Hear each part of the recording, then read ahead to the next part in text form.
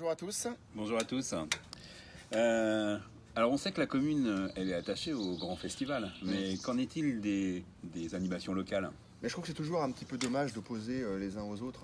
Accompagner les grands festivals, continuer à les soutenir autour du port, et je pense au Festival du Blues, à la Morue, à Grain de Pirate et bien d'autres, ça ne veut pas dire qu'on ne souhaite pas non plus développer les animations plus locales de proximité autour du bourg d'Étable.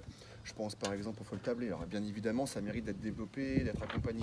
Je pense à la Féerie de Noël, qui a connu son succès dans des moments où les gens ont envie de se retrouver. Et puis évidemment, je pense à toutes les initiatives associatives. On peut penser à Brest Manous Amigas, au comité des fêtes, au réveil des tables, et puis au carnaval qui avait été proposé par les commerçants. Donc toutes ces initiatives évidemment montrent qu'on a un tissu associatif dynamique. On va continuer à les aider, à les organiser.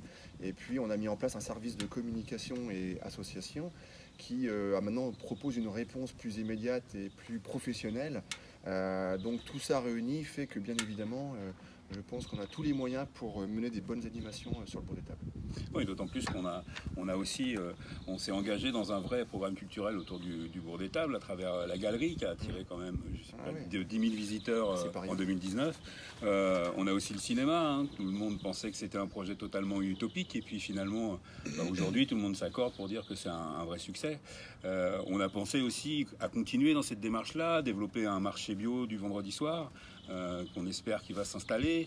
D'ailleurs, par exemple, pendant le temps du Covid, là, on a exonéré les commerçants des droits de place pour les marchés.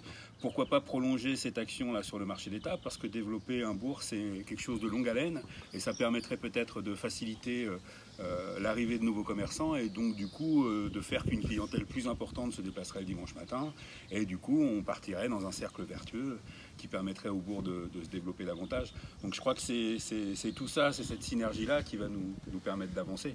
Et puis enfin, on voit que les prémices d'un développement arrivent avec déjà l'installation de quelques vitrines nouvelles sur le bourg d'Étable et ça fait du bien. C'est vrai.